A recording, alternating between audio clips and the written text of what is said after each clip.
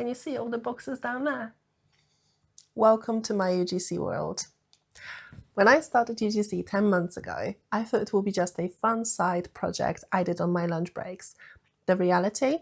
It's been a mix of the most rewarding creative highs I've ever had in my life and some surprisingly exhausting lows. There are no experts here, just my honest experience of what it's like to do this in your 30s when you already have a full-time job and a real life to manage. I've put timestamps in a description if you want to skip through to specific sections, but I definitely encourage you to watch the whole thing because the cons I'm planning to share later are the ones people rarely mention, I think. And they might actually be the deal breakers you might want to hear. But before we get into the heavy stuff, let's start with how UGC actually improved my day-to-day life. Let's start with the positives. Welcome to Nita Studio.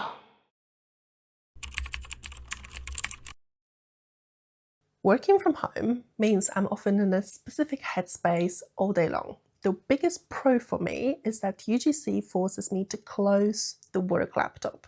Honestly, when I used to shut my laptop at 5 p.m. for a long time, it was just the start of my house chores time, not something I was looking forward to.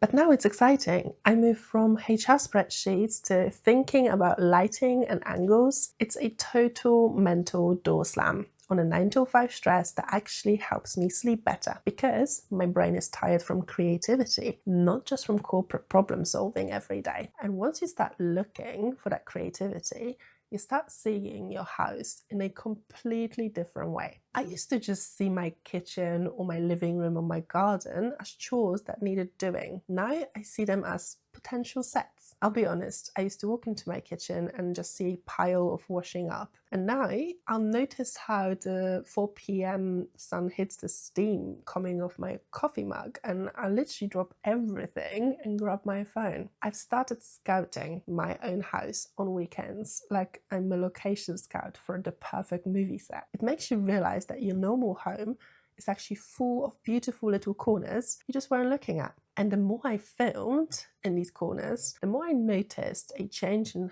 how I actually spoke and carried myself. I used to hate my voice on recording because of my accent, but after 10 months of talking to a lens, that awkwardness has mostly disappeared. The weirdest part is that this confidence can leak into the real life. You stop overthinking your voice and you start trusting your own judgment. You become more articulate and less worried about how you're coming across in everyday conversations. You stop performing and you just start communicating. That confidence doesn't just stay on TikTok, Instagram, YouTube. It follows you into your real life conversations. Of course, to get that confidence, I had to stop worrying about having the perfect studio and just get a bit messy with my setup sometimes. I don't have a studio, so I've had to get really scrappy. I remember this one shoot where I needed a direct overhead shot of a product on the floor. So my tripod was too short and kept falling over. I ended up stacking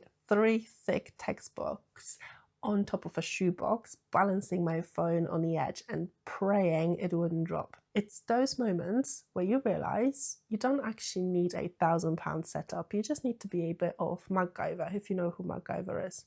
Gosh, I'm old. Yeah, you need to be really inventive with what you've got in your cupboards. It's the exact scrappiness and real world feel that actually makes brands want to work with you. That's what makes you unique.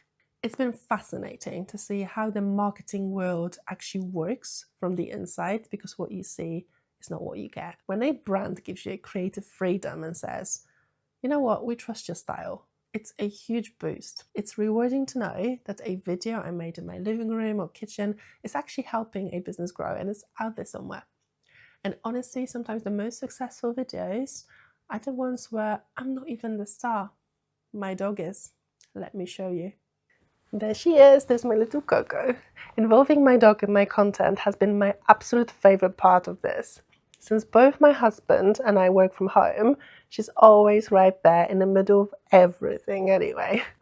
She doesn't just appear in my videos, she almost has her own little career now because she's so cute.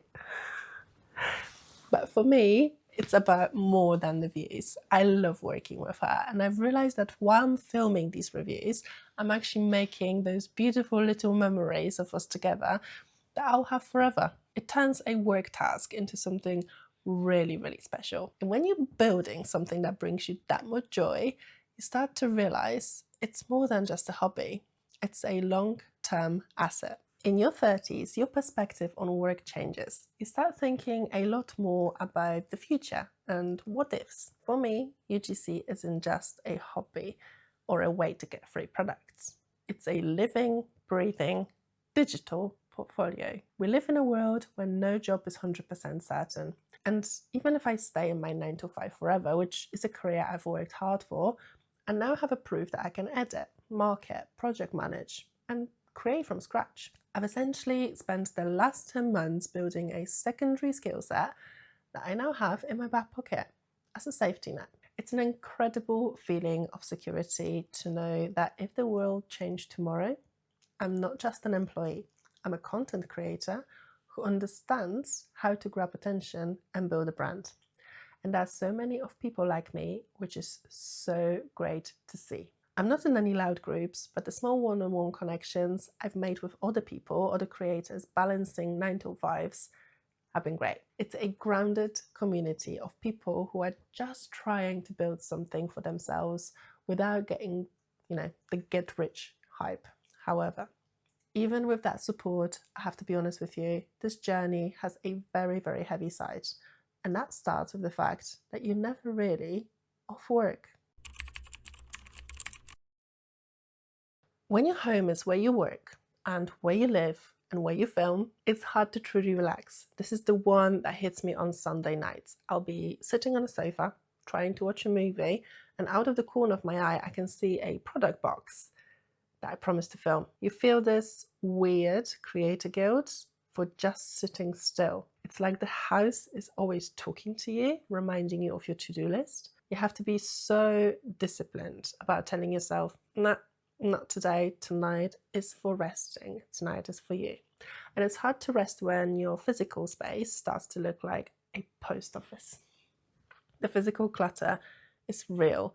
My workspace is currently a graveyard of shipping boxes and bubble wrap. It's hard to feel professional in your 9 to 5 when you're surrounded by packaging from 20 different reviews. I've had moments where I'm trying to find an important work document for my 9 to 5, and I'm digging and digging through boxes of cream, shampoos, and other products. It sounds funny, but it starts to weigh on your focus. Your home stops feeling like a sanctuary and starts feeling like a warehouse, like in my kitchen or upstairs.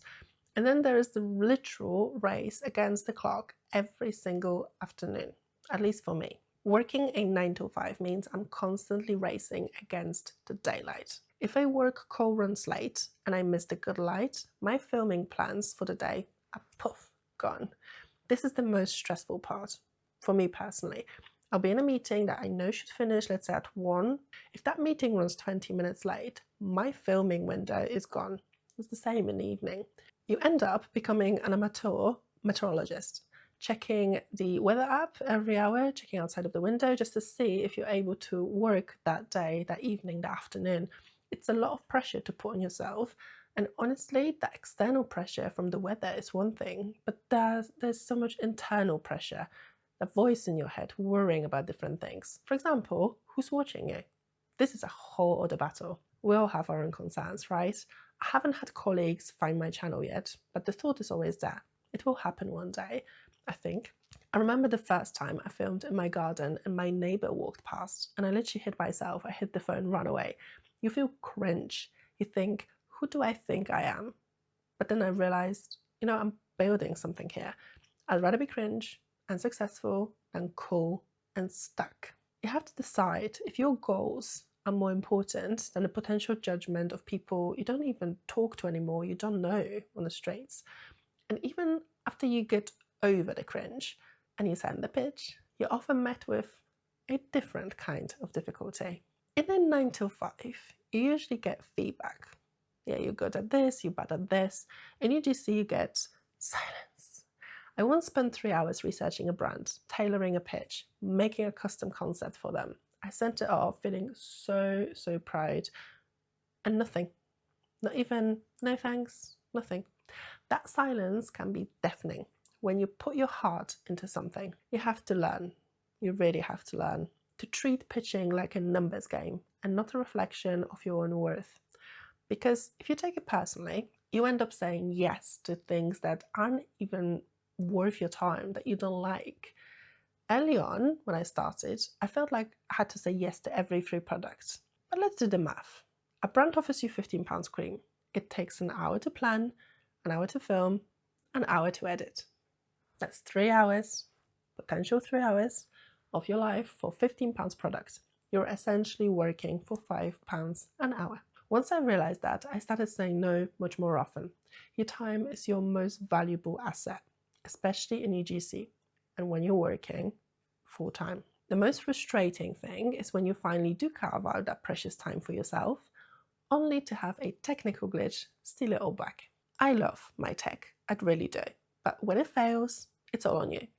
I had a nightmare recently where the entire 4K edit just disappeared on me. I was using the software and something glitched. I sat there at 11 p.m. crying over a timeline, spent all night trying to fix it. There's no help desk to call. You are the editor, the technician, the troubleshooter, and when you're tired, that is a very heavy load to carry. But even when the tech works, there's still the mountain of admin that people never really see on camera because we don't talk about it. People think this is just making videos, editing, speaking to camera, but it's 40% spreadsheets as well. This is why I had to create my own tracker and filing. I was losing track of which brand had organic usage versus paid ad rights, when the invoice due, when the deadline is. If you don't stay on top of the boring stuff, the invoices, the contracts, the deadlines, this hobby will turn into a nightmare for you very quickly. It's the unglamorous side that actually makes this a real business.